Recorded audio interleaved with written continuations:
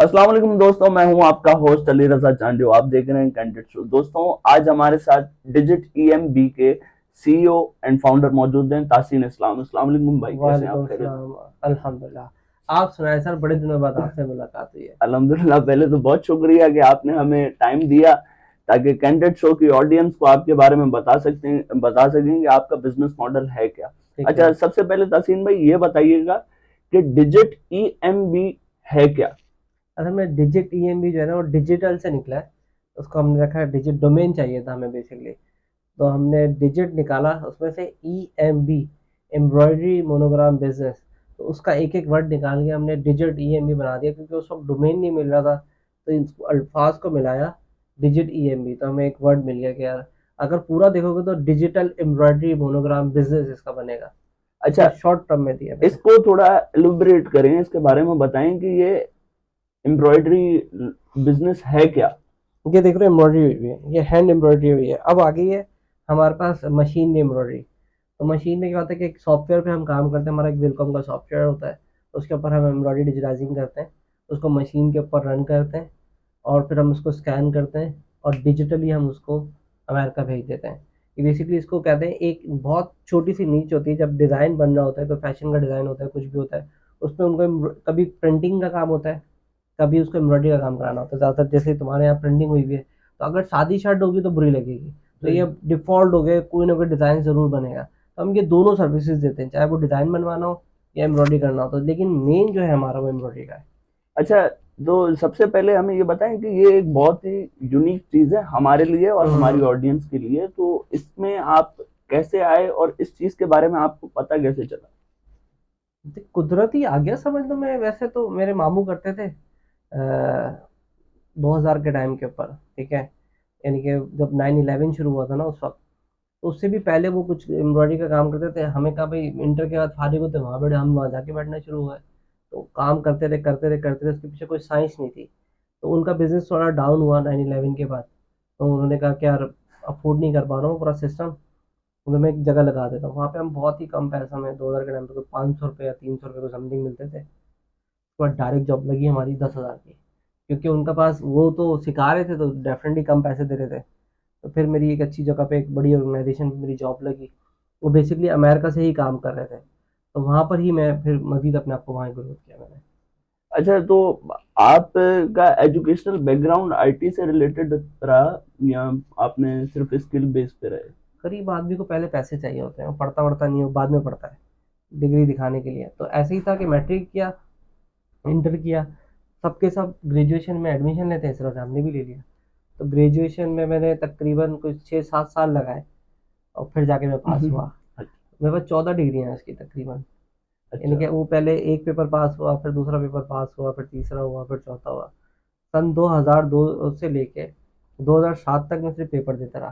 आखिरी में जबरदस्त। मेरे ख्याल में उन्होंने खुद ही मुझे पास कर दिया। उन्होंने कहा कि बहुत फीस भर दी, इसको पास कर देते हैं। सही। 2007 तक बस ग्रेजुएशन की।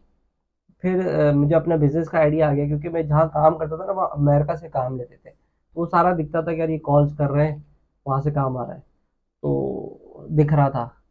तो फिर मेरे मामू मेरे कनाडा से आए, कह रहे यार अब, एक उस वक्त बूम आया था इंटरनेट का, कि यार अब इंडिया में आप घर बैठे, जैसे आज वर्चुअल जॉब्स है ना, ऐसे कहते हैं यार आप अपनी कंपनी खोल सकते हो, तुम भी अपनी कंपनी खोल दो, डिज़ाइन मिल जाएगा, कर सकते हो। हमने भी ऐसी कोई आइडिया आया, तो हमने भी 8-10 लोग की ईमेल आई डी उठाई, ईमेल्स भेज दी उनको। उसमें से एक काम आ गया। मतलब ना वेबसाइट थी, ना पढ़ना आता था, ना लिखना आता था। बस ये बात पता थी कि यार हम एम्ब्रॉयडरी का काम करते हैं, कहीं से ईमेल निकाली, बनाई, और किसी से पूछ पाछ के ईमेल कर दी, बस सही। डिज़ाइन आ गया। डिज़ाइन आया हमारे पास, और अब पैसे कैसे लेंगे? मामू को फ़ोन मिला, मामू भाई बताओ इसके पैसे कैसे लें? तो उन्होंने कहा यार मेरा बैंक अकाउंट में भेज दे। तो उसका डिज़ाइन आता रहा, हम करते रहे। डॉलर हमारे अकाउंट में आने, जब डॉलर आना शुरू हो गए, उस दौर के अंदर, जिस वक्त आई थिंक मुशर्रफ का दौर था, और बड़े हालात ख़राब थे, लोग घरों में बैठे रहते थे। हम भी नहीं जाते थे इतना ज़्यादा, क्योंकि छुट्टियाँ बहुत हो गई थी। हमने कमाना शुरू किया, उस वक्त डायलर से करते थे हमको, ऐसे डायल करते थे, टट टट टट टट टट टट टट करके इंटरनेट कनेक्ट होता था उस वक्त। वो ऐसा कुछ सा, जेरीज का कार्ड 100 रुपये का लेते थे हम उस वक्त। सही। तो बस एक कॉन्सेप्ट था, और शुरू कर दिया उस तरह से। नहीं, अब देखें, ये तो आपने जैसे हमें बता दिया, तो ये हमने भी सुन लिया, ऑडियंस ने भी सुन लिया, हाँ। पर बीच में कुछ समझ में नहीं आया। आप समझाएं कि अगर जो नौजवान आपको देख रहा है, अगर उसको ये बिजनेस स्टार्ट करना है तो वो कैसे स्टार्ट कर सकता है? ये वाला बिजनेस स्टार्ट करने में तो उसको सिर्फ एक ही चीज चाहिए, वो है इंग्लिश। अगर इंग्लिश अच्छी है, कम्युनिकेशन अच्छा कर सकते हो, तो अब तो बहुत ज़्यादा प्लेटफॉर्म है ना। लिंक्डइन पे जाके आप रिक्वेस्ट कर सकते हो। लिंक्डइन आई थिंक ज़्यादा अच्छा लगता है फेसबुक से। फेसबुक हमारे यहाँ एशिया यानी कि पाकिस्तान और इंडिया में ज़्यादा चलता है। लिंक्डइन पे अपना प्रोफाइल बना लें। और अगर कहीं से सीखना है तो आप ऑनलाइन जाते हैं, यूट्यूब पे बहुत सारे कोर्सेज पड़े, वहाँ से सीख सकते हैं एम्ब्रॉयडरी डिजाइनिंग का। या गूगल पे जाके आप लिखेंगे ना एम्ब्रॉयडरी डिजाइनिंग का सॉफ्टवेयर मुझे सीखना है, तो बहुत सारे लोग हैं। हम तो बाय लकीली थे, आप तो बाय चॉइस आ रहे हो ना। हम तो डिफॉल्ट में हमारे पास कोई चॉइस ही नहीं थी। अगर लगता है कि हाँ मैं उसमें काम करने में मुझे मज़ा आ रहा है और मैं भी तैसी मैं की तरह या मैं बन सकता हूँ, मैंने बहुत सारे डिज़ाइनर्स को देखा है वो आना चाहता है, तो उसको क्या करना है सिंपली, पहले तो उसको चॉइस करना है। क्योंकि अब देखो अपॉर्चुनिटीज़, उस वक्त अपॉर्चुनिटीज़ नहीं थी। अभी वो ई कॉमर्स पे जा सकता है, अमेजोन के होलसेल पे जा सकता है, शॉपिफाई पे जा सकता है, वर्डप्रेस की डिज़ाइनिंग सीख सकता है, ऐप की डिज़ाइनिंग सीख सकता है, ग्राफिक डिज़ाइनिंग कर सकता है। मेरे ख्याल से 300 प्लस स्किल है अगर मैं गिनाना शुरू करूँ। तो हमारे पास अपॉर्चुनिटी और चॉइस नहीं थी। तो उस वक्त के हिसाब से हमारे पास जो ऑप्शन था तो हम इसी में घुस गए, जो आता था वही वही कर लो फिलहाल। और मल्टीपल आपके पास स्किल्स नहीं है। अब उसने 300 में उसने देखा कि यार मुझे स्किल एम्ब्रॉयडरी का ही सीखना है, मुझे नहीं सीखना। तो फिर वो तो पहले सॉफ्टवेयर सीख ले। 40,000 50,000 के आसपास मेरे ख्याल है नागन पे मैंने देखा है, एक सॉफ्टवेयर बंदा सिखा रहा था। गुलशन में भी देखा था, वहाँ पे भी लोग सिखा रहे हैं, बहुत सारे लोग सिखा रहे हैं। तो वो सीख ले, फिर अपना लिंक्डइन का प्रोफाइल बना ले। अच्छा, थोड़ी सी इंग्लिश अच्छी होनी चाहिए क्योंकि आप गोरों से काम करेंगे। गोरों से मैं इसलिए कहता हूँ कि लोकल ना करें। सेम टाइम कंज्यूम होता है, वहाँ डॉलर में पैसे मिलेंगे, यहाँ आपको पीके में पैसे मिलेंगे। तो मैं तो रिकमेंड नहीं करता, बल्कि आप यूके भी ना जाएं, ऑस्ट्रेलिया भी ना जाएं, सिर्फ यूएस जाएं। यूएसए से फ़ायदा क्या होगा आपको कि आपके पास एक डॉलर में इनकम आएगी। थोड़ा सा और उसको मैं एक्सप्लेन कर दूं कि आप एक ही बंदे हो, दुबई जाओगे तो दिरहम में इनकम मिलेगी, पाकिस्तान आओगे तो पीके पे सैलरी मिलेगी, ऑस्ट्रेलिया जाओगे तो ऑस्ट्रेलियन डॉलर में। तो भाई आप ऐसे कंट्री जाओ ना जहाँ आपको डॉलर में इनकम मिले। तो टाइम ड्यूरेशन सेम लगता है, तो मैं उसको कहता हूँ कि यार अपने आप को इंटरनेट पे माइग्रेट करो तो यूएस पे करो। इसके अलावा कोई, क्योंकि इकोनॉमिकली लिहाज से अगर कहोगे यार पॉइंट बड़ा है हम यूके चले जाएं, लेकिन उनकी इकोनॉमी इतनी बड़ी नहीं है, उनका फाइनेंस इतना बड़ा नहीं है। तो यूएस की ना इकोनॉमी बहुत बड़ी है। तो यूएस में जाओगे तो एक 50,000 कंपनी, 1 लाख कंपनी, तो आप 1 लाख उनको बिड करोगे तो एक दो बंदा तो आ ही जाएगा आपके पास, सही तो बात जब है। आपका काम आ गया तो आप अपना लिंक्डइन का प्रोफाइल बनाएं। और मैं रिकमेंड हमेशा ये करूँगा कि यूएसए वाली साइट पे जाए। यूएसए पे जाए, अपना प्रोफाइल बनाए, उनको मैसेजेस भेजें, वहाँ सबको काम आना मिल जाएगा। पेमेंट गेट पे तो पहले पेमेंट गेट का भी बहुत मशहूर था, मैंने आपको बताया था कि मैं मामू को कॉल करके पेमेंट मंगाता था। अब तो आपके पास पायोनियर है, सादा पे है, जै इजी कैश है, और वॉइस है, कैपिटल वन है, बैंक ऑफ अमेरिका भी आपके पास मिल जाता है। तो छोटी मोटी इन्वेस्टमेंट है 500 700 डॉलर की, तो आप बैंक अकाउंट खोल लें, उससे पेमेंट मंगा लें, आपका मसला हो गया। अच्छा, देखें कि आपने जैसे बताया कि 2007 में आपने मतलब ये काम स्टार्ट किया, तो जब आपने 2007 में, तो उस टाइम तो इस चीज़ की इतनी अवेयरनेस नहीं थी, ना आपके पास यूट्यूब था, ना आपके नहीं था। पास फेसबुक था, इंटरनेट भी बहुत बेसिक सा वो तो इंटरनेट। तो मतलब आप इस तरफ आए तो आपको सोसाइटी ने मतलब कैसे देखा कि आप सही काम कर रहे हैं या और क्या, गलत काम कर रहे बहुत आला तुमने सवाल किया। ये एक दुख कहता हूँ। उस वक्त बेसिकली क्या एक कॉन्सेप्ट था, ये शायद मेरे से शायद किसी ने जिंदगी में सवाल नहीं किया ये, और ये बहुत इंपॉर्टेंट सवाल है। जब हम पाकिस्तान में काम करते थे ना, तो हमारी, अब लोग बोलते थे यार तू वहाँ से पेमेंट कैसे लेता है, तो हम बोलते थे यार वो क्रेडिट कार्ड से पेड करते हैं। तो बोलते थे हराम है। मुझे आज भी याद है, मेरी एक सिस्टर के रिश्ते के लिए मैं गया था, तो पूछते हैं भाई आप लोग क्या करते हैं, मैंने कहा मैं डिजाइनिंग का काम करता हूँ। तो पेमेंट कैसे, आपने कहा क्रेडिट कार्ड से आती है। आप लोग की तो पेमेंट ही हराम है। तो मैंने बोला यार शायद भाग, अच्छा उस वक्त मैं बोल, फिर हमने मौलवियों से डिस्कस किया, तो मौलवी भी कहते थे क्रेडिट कार्ड से पेमेंट लेना हराम है। अब तो वो पेपल की आईडी मुझे भेजते हैं, कहते हैं यार वो चैरिटी दे दो। तो मैंने कहा ये भी अब एडवांस हो गए। पहले तस्वीर का एक मसला था। इन शॉर्ट में बताता हूँ तो हम लोग को काफ़ी क्रिटिसिज्म रहा कि उस वक्त क्या, एक तो दूसरा दूसरा ये था कि आप डिज़ाइन बना रहे हो, तस्वीर बना रहे हो, तो आखिरत में तुम्हें उसमें खून डालना पड़ेगा। सही। तो ये दो चैलेंजेस मेरे साथ उस वक्त बहुत बड़े रहे। अच्छा, हम उस चैलेंजेस पे कैसे ओवर करेंगे, मुझे पैसे चाहिए थे यार। सही। मैंने कहा गढ़ने में डाल इसको जो बोल रहा है। सही बात है। तो अभी ये हराम हराम कर रहा है, पता नहीं वो जो भी बोल रहा है। अच्छा, हम अब मैं उसके अलावा क्या करता, या तो मैं जंगल में लकड़ियाँ काटने चला जाता, या मस्जिद चला जाता, चंदा जमा करता, लोगों की मस्जिद की सफाई करता। अपॉर्चुनिटी तो थी नहीं ना। सही बात है। तो मैंने कहा अच्छा दूसरा डॉलर आता था, 2 घंटे काम किया, आपके अकाउंट में इतने पैसे आ रहे हैं। मैंने कहा पैसे पे ध्यान दे भी, छोड़ दे। अब उस वक्त के हिसाब से अब उसको लालच कह लो या कुछ भी कह लो। तो मुझे आज भी याद है, जो हमने मस्जिद में या मौलवी से फतवा वगैरह लिया, तो उन्होंने बोलते थे आप आपकी ये पूरी इनकम हराम है। मतलब सही। उस 2007 के हिसाब से हमारी इनकम हराम थी, हमारा डिज़ाइनिंग का काम हराम था, हमारी तस्वीर खींच के लगाना हराम था। तो ये चैलेंज था, लेकिन हमारे को पैसे ही नहीं होते थे, और लालच थी कि यार पैसे चाहिए, क्योंकि बहुत बुरे हालात थे। हड़ताल, भाई लोग हड़ताल कर दिया करते थे, खाने को होता नहीं था, तो बोलते थे यार अभी पैसे तो आ रहे हैं, सही कम से बात है। कम कुछ तो आ रहा है ना। तो हम लोग क्या करते थे, काम करते रहे, 1 डेढ़ साल तक काम करते रहे। आज मुझे भी याद है, मेरे इनबॉक्स में किसी मौलवी साहब का लगे क्रेडिट कार्ड का एक लिंक आया हुआ है, जिसपे बोलते हैं यार डॉलर में पेमेंट कर दे, तो वो अब हराम नहीं है, अब वो हलाल हो गई, क्योंकि अब वो अब ले रहे हैं। सही। तो ये दो ऐसे जो है ना, जो कहते हैं ना कि लाइन मेरे दिल पे लगी हुई है आज तक यार। साले आज ये खुद अगर इनको पेमेंट चाहिए तो पेपल से, पेपल की आईडी भी भेज देते हैं, और कार्ड भी देते हैं, और ऑनलाइन पेमेंट भी ले रहे हैं। लेकिन उस वक्त बहुत गंदा सीन करते थे, कि ये बोलते थे कि यार अब तो ये खुद भी टीवी पर आ रहे हैं, अब नहीं तो तो ऐसा क्यों है कि हमारा मुआशरा चीजें अडॉप्ट करने में थोड़ा बहुत टाइम टाइम लेता है, लगाता है, थोड़ा नहीं बहुत टाइम टाइम लग लगाता है ना। जाता है। देखिए आपने देखा यूट्यूब बैन रहा कितना अरसा। वो भी कल्चर के नाम पे रहा है, तुम्हें पता है कि वो हमारे स्पिरिचुअल लेवल के ऊपर बन रहा है, तकरीबन 4 5 साल तक बन रहा तो है। मतलब वो एक टाइम ऐसी लगाते हैं। अपॉर्चुनिटीज हमसे मतलब ले ली जाती हैं, जैसे आप देखें पेपाल आज तक नहीं है, पाकिस्तान में नहीं नहीं है, आ रहा। असल में आ भी नहीं सकता ना। वो भी बिजनेस, मैं अगर उसका बताऊं तो जितने भी लोग बोलते हैं ना आ जाएगा, उसकी सिंपल साइंस है। देखो कारोबार, मैंने तुम्हें भी क्या बताया कि हम काम करने जाएंगे यूएसए में, सही। तो वो यहाँ एक कंगले मुल्क में क्या आएंगे, बोलते हैं हमारा फ्रीलांसिंग बहुत अच्छा है। भाई उसकी इकोनॉमी जो है वो ट्रिलियन में है, हमारी इकोनॉमी में 1 बिलियन में। उस 1 बिलियन का उसको 1% मिलेगा, मिलेगा ही नहीं उसको कुछ। तो बोलता है सही। मैं इतनी बड़ी इन्वेस्टमेंट करके आऊँ, लोगों को हायर करूँ, आपके पास काम ही नहीं है, तो वो कभी भी नहीं आएंगे अनटिल अनलेस कि आपकी, अभी तक वो इंडिया में प्रॉपर नहीं, जिनकी मेरे ख्याल है बिलियंस, 25 बिलियन 50 बिलियन के ऊपर उनकी आईटी इंडस्ट्री खड़ी हुई है, उनके अपने अपने सॉफ्टवेयर है, तब वहाँ पर नहीं है प्रॉपर, तो आपके पास कहाँ से आ जाएंगे। हम तो सिर्फ बिला वजह के चौड़े हैं ना। हाँ, सही ये बात चक्कर है। चल रहा है। अच्छा तसीम भाई ये बताइएगा कि आप 2021-20 जब लॉकडाउन गुजरा तो उसके हम्म, बाद पूरी दुनिया ने डिजिटल इंडस्ट्री की तरफ आने के बारे में सोचा, मतलब पूरी दुनिया नहीं, पाकिस्तान की बात कर रहा हूँ। तो आप ई कॉमर्स की तरफ फिर कैसे आए? ये मेरा सारा सिस्टम जब चल रहा था ना, तो कोविड में क्या हुआ था कि ऑफिस नहीं खुल सकते थे, सही।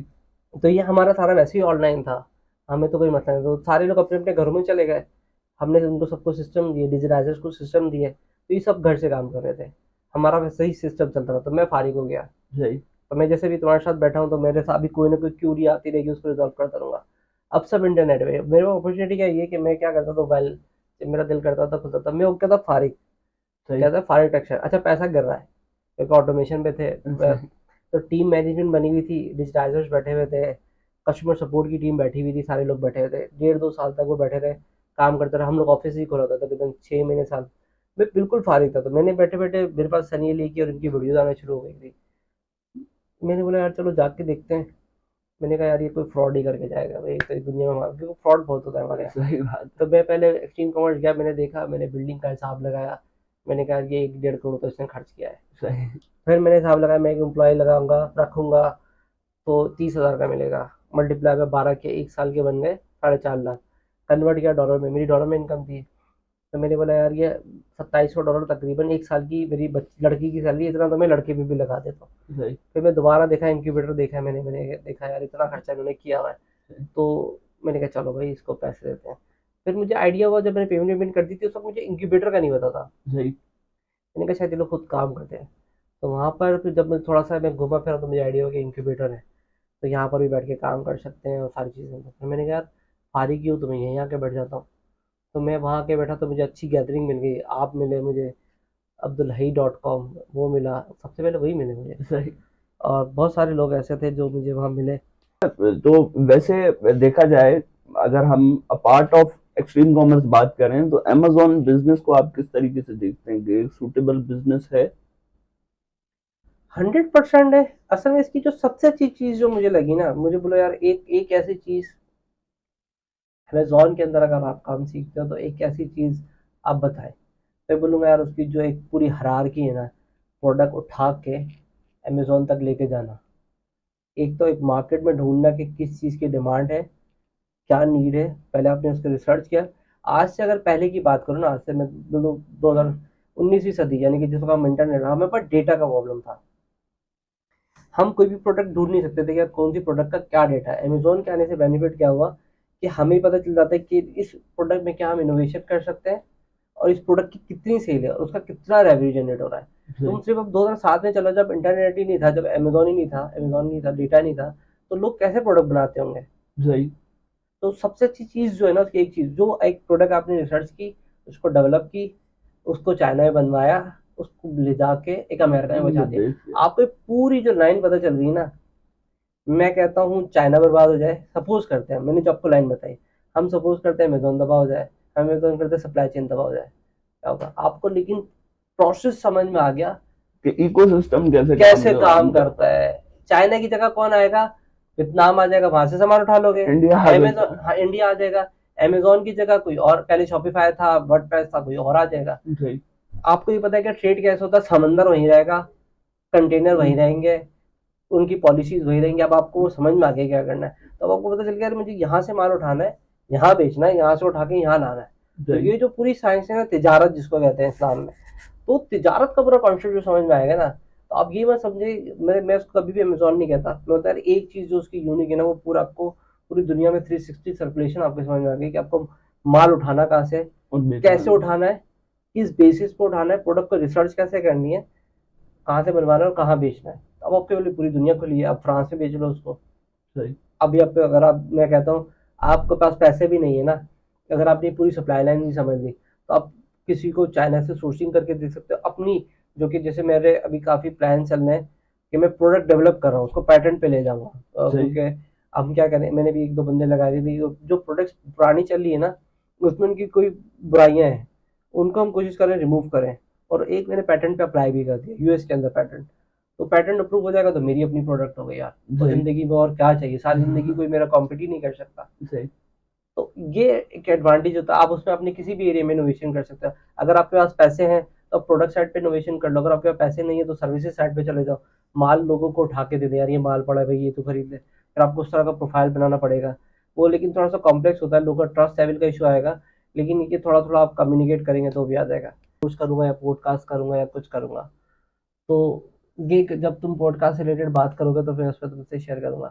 तो ये सारा सिनेरियो था कि जो मैंने पॉडकास्ट कैसे शुरू किया, तो रेहान अल्लाह की वजह से, मतलब उन्होंने मेरी वीडियो बनाई, मैंने कहा बड़ा सस्ता आसान सोल्यूशन है फेमस होने का। तो यार ठीक है, देखो पहले पैसा और फेमस तो हर किसी को चाहिए होता है, कोई भी लोग जानते हैं, तो उसके उसके उस ताल्लुकात से भी आपको बड़े फायदे होते हैं। अच्छा, आप देखें, बात जैसे हुई, रेहान अल्लाह वाला ने कहा कि आप लोगों को सिखा रहे नहीं है, तो उसका आपने क्या हल ढूंढा है, मैंने क्योंकि पॉडकास्ट का रूम तो बना लिया ना, मतलब पॉडकास्ट का रूम नहीं था ये, अच्छा। हमने एक रूम बनाया जिसमें हम कोर्स बनाना चाह रहे थे। सही अच्छा, अब आप, मसला ये था कि जैसे पहले कैमरा लगा, पहले तो मैंने वीडियो में शुरू किया, मैंने यार ये मज़ा नहीं कर रहा ना, बड़ा मुश्किल होता। अब मैंने कहा लिखेगा कौन, अब एक्सट्रीम कॉमर्स में भी जाता था मेरा अपना बिजनेस, मैंने कहा बड़ा मुश्किल है। मैंने एक रूम वूम रेडी करा, मैंने कहा इस पर रिकॉर्डिंग करके ना हम लोगों को बोलूंगा। तो मेरी सबसे पहले वीडियो देखोगे ना, उसमें कोई 8 10 या 20, वो एक पहली वीडियो 3.5 दिन या 5 दिन में बनी थी, और वो 1 मिनट की वीडियो है।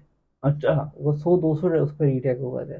सही अच्छा, याद ही नहीं होता था पढ़ने लिया। मैंने बताया मेरी ग्रेजुएशन में सही 14 डिग्रियां हैं मेरी ग्रेजुएशन में ही, तो याद नहीं होता था। अब भी याद करके बोलो तो फिर चेहरे के इंप्रेशन सही नहीं आए। सही अच्छा, कैमरामैन भी लगा रहता था, मैं भी लगा रहता था, तो उन्होंने बोला भाई ये नहीं कर सकते तुम। अच्छा, हुआ ये कि उस बेचारे की भी नौकरी का मसला, सही। उसको भी करवाना है। अब उसने बोला मैं भी तनख्वाह में लगे, ढक्कन को तो कुछ आता नहीं है, इसके दिल में तो यही होता होगा, बोला नहीं होगा मुंह में। अब बोलता था यार यहाँ तो ये तो बहन मैं भी फारिग हो जाऊंगा अगर मैंने इसको फारिग करा। फिर सही उसने आइडिया यार कोर्स बनाते हैं आप। सही। अच्छा, कोर्स बनाने बैठे तो बहुत हेडिक का काम यार। हाँ बिल्कुल, एक एक चीज अरे टॉपिक अब डिटेल में वो बनाना है आप कहता है लोग। यार अब मैं सीखूं या सीखूं। फिर अब जब 3 4 दिन 5 दिन हो गए, उसने बोला भाई मेरी नौकरी तो गई। अच्छा, हमने उसको हायर कर लिया, रोक लूं क्या। कि मैंने स्किल सीखी, एक हाँ, बिगनर बंदा है, जैसे सपोज मैं हूँ बिगनर हूँ, मैंने स्किल सीखी, अब स्किल तो मैंने सीख ली, वीडियोस देख ली, जो 50 100 वीडियोस मुझे देखनी थी, पर मैंने फिजिकली काम नहीं किया उस स्किल के ऊपर। तो मुझे क्या करना चाहिए, डायरेक्ट मार्केट में उतरना चाहिए या किसी एजेंसी में इंटर्नशिप करनी चाहिए? असल में ना पहले इसके भी 2 3 कॉन्सेप्ट बनते हैं। अगर उसको अगर वो कहीं जा सीख रहा है तो किसी इंस्टीट्यूट में सीख रहा है, तो वहीं थोड़ा सा वो काम कर ले, या किसी ऐसी ऑर्गेनाइजेशन में जाके काम कर ले कि जहाँ उसके ऑनलाइन नहीं करे, रिकमेंडेड मेरा नहीं होता कि ऑनलाइन करे। अब इसमें ना स्किल्स भी बहुत सारे किस्म के हैं ना, skill is a broad word हो गया। अब अमेजोन के स्किल हैं, सॉफ्ट स्किल हैं, कंटेंट राइटिंग की स्किल्स हैं, ठीक है ना। तो ये जो इस तरह के स्किल्स होते हैं ना, तो ये घर बैठे भी आप कर सकते हो, उस पर कोई आपको सीखने की जरूरत है, तो फिर खुद सेल्फ स्टडी है। लेकिन अगर डिजाइनिंग का काम कर रहे हो, वीडियो एडिटिंग का काम कर रहे हैं, डिफरेंट कोई किस्म का काम है, तो आपको जब तक कम्युनिटी आपकी नहीं होगी, थिंकिंग आप प्रोसेस नहीं कर पाओगे, तो वो नहीं कर पाओगे। थर्ड इसमें जो चीज़ आ गई ना, रिमोट जॉब्स आ गई हैं, कि अगर पैसे कमाने के लिए कर रहा है और स्किल बेस ही नहीं जाना उसको, तो वो अकाउंटेंट की जॉब ऑनलाइन कर ले, एचआर की कोई जॉब ऑनलाइन कर ले, फेसबुक मार्केटिंग की जो डिजिटल मार्केटिंग होती है, उनके सिर्फ लेआउट वेआउट बनाना, तो वो आपको ऑनलाइन हायर कर लेते हैं। अब ऐसा रिमोट जॉब भी काम कर सकते हो। डिपेंड करता है कि अब उसको उसका ऑब्जेक्टिव क्या है, मतलब उसको पैसे ही कमाने, तो फिर ठीक है, वो भी स्किल के चक्कर में भी ना पड़े। अब पहले रिमोट जॉब्स होती नहीं थी कि कराची से किसी को हायर कर लें या इधर से कोई हायर हो जाए। तो अब बहुत आसान होता है, लिंक्डइन पे जब आपको 4 घंटे के लिए या 6 घंटे के लिए हायर कर लेगा, वो आपकी स्क्रीन पर आपको स्क्रीन रिकॉर्डिंग उस पर लग जाएगा, आपको उसको 4 घंटे के आपको पैसे देगा। वो कोई भी आपसे काम करा सकता है, क्योंकि उनको पर्सनल असिस्टेंट लोग चाहिए होते हैं, उनको अपना डेटा मैनेज करने के लिए लोग चाहिए होते हैं, क्योंकि वहाँ पर इतना टाइम नहीं है। तो आप रिमोट जॉब करके भी काम करवा सकते हो। स्किल्ड तो आप पहले स्किल्ड का अल्फाज इसलिए यूज करते थे कि यार उसको एक पर्टिकुलर चीज में आगे बढ़ना है। अभी तो उसको पैसे का मसला है ना, तो रिमोट जॉब की साइड पे चला जाए, स्किल्ड की साइड पे जाए, तो इन्वायरमेंट देखना पड़ेगा कि उसके लिए इन्वायरमेंट कितना इंपॉर्टेंट है। दूसरा आ जाता है फीमेल के लिए, कल्चर का हमारे यहाँ बड़ा मसला है। तो फीमेल तो कभी भी नहीं जा सकती ना, मतलब उनके लिए तो चैलेंजेस ही रहते हैं ना कि यार भाई चाहिए, तो वो बेचारा उसको यूनिवर्सिटी तक छोड़ेगा, फिर अब्बू लेकर आएंगे, या फिर छोटा भाई छोड़ के आ रहा है, तो उनको तो आने जाने का मतलब है। तो वो अगर स्किल ना भी सीखे, तो ऐसी कोई, जैसे उनकी इंग्लिश बहुत अच्छी होती है, वो लिखने में तो अच्छा होता है, तो इस तरह के कोई उनके लिखने के काम होते हैं, उनके कंटेंट के, उनके बुक्स के ड्राफ्ट बनाने होते हैं, बहुत आसान काम होता है, तो वो उस पर अप्लाई कर लें, 1000-1500 डॉलर आराम से मिल जाते हैं। वो कहाँ पे अप्लाई कर सकते वो हैं? भी लिंक्डइन से मिलता है आपको। ये रिमोट जॉब का एक पूरा सेशन उन्होंने लिंक्डइन ने रखा हुआ है। रिमोट जॉब पे आप जाएं, अब टाइप कर लें रिमोट जॉब्स, उस पर आपको रिमोट जॉब्स मिल जाएंगी, तो आप उस पर अप्लाई करें, एक आध लग जाएगी। विदाउट स्किल, मतलब स्किल से मतलब ऐसा नहीं कि बिल्कुल ही कोई जाहिल है, कुछ ना कुछ उसको आता हो, मतलब। बहुत शुक्रिया जसीम भाई, आपने टाइम दिया। तो इंशाल्लाह मिलते हैं नेक्स्ट एपिसोड में, तब तक के लिए दीजिए इजाजत। अल्लाह हाफिज। अल्लाह हाफिज।